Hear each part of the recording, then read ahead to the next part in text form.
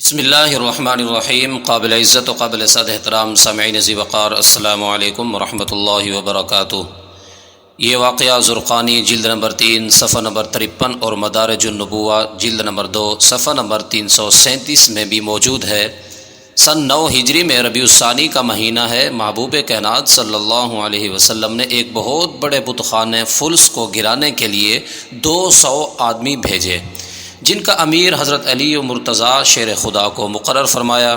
کچھ مقابلہ ہوا اور بت خانہ مکمل طور پر زمین بوس ہو گیا۔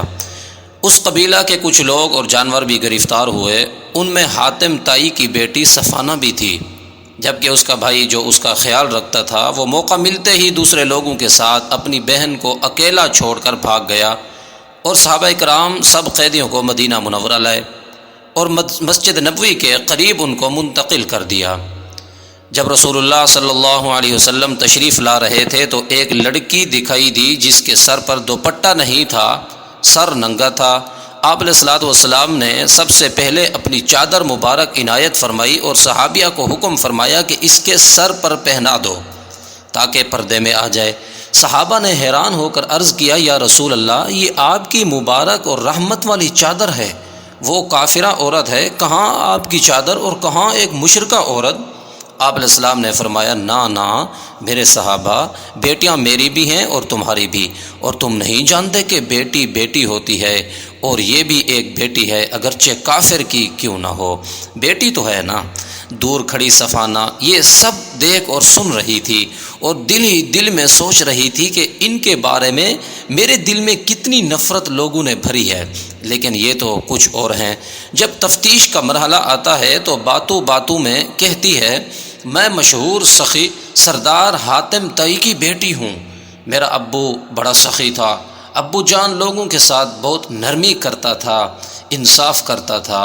جب سے ابو فوت ہوئے ہیں میرا بھائی ہی میرا رکھوالا ہو گیا، لیکن اس مشکل میں وہ بھی مجھے اکیلا چھوڑ کر بھاگ گیا ہے، لیکن میں نے آپ کی مہربانی، کرم نوازی، عفو درگزر کی بھی مثالیں سن رکھی ہیں، میرے ساتھ بھی مہربانی والا معاملہ فرمائے اور احسان فرمائے، اللہ پاک اس کا آپ کو اجر ضرور دے گا۔ لیکن میرے دوستو، صفانہ کو کیا خبر کہ آج تو سخاوت کے بادشاہ حلم اور درگزر کے پہاڑ کے سامنے بیٹھی ہے، تیرے کہے بغیر اور تیری امیدوں سے زیادہ تیرے ساتھ اچھا ہونے والا ہے۔ نبی پاک صلی اللہ علیہ وسلم نے پوچھا، تیرے بھائی کا نام کیا ہے؟ عرض کیا، عدی ابن حاتم۔ تو میرے دوستو، اس بچی کی درخواست پر ہمارے نبی کریم صلی اللہ علیہ وسلم نے نہ صرف اسے آزاد کیا بلکہ راستے کا خرچہ، سواری، کھانا پینا اور جوڑے بھی دیے، اور بخیر و عافیت گھر تک چھوڑنے کے لیے حفاظت کے طور پر صحابہ کرام کو بھی ساتھ روانہ فرمایا۔ صفانہ جب کسی امید کے بغیر اچانک گھر پہنچتی ہے تو بھائی بڑا حیران ہوا کہ تو اکیلی کیسے آ گئی، سارا حال بتایا۔ بھائی نے کہا، اتنے لمبے سفر میں تیری عزت کیسے محفوظ رہ سکتی ہے؟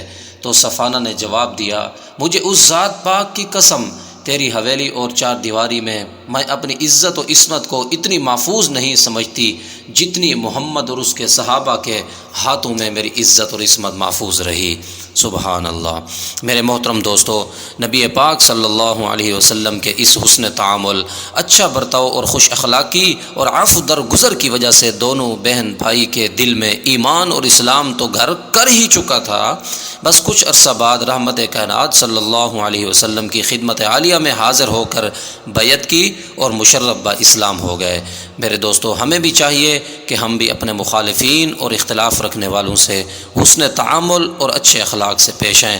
آخر میں دعا ہے اللہ پاک ہمارے فلسطینی بھائیوں کی خصوصی مدد فرمائے، اور اللہ پاک ہمیں رسول اللہ صلی اللہ علیہ وسلم کی مبارک زندگی اور طریقے پر عمل کرنے کی توفیق عطا فرمائے۔ آمین ثم آمین یا رب المجاہدین۔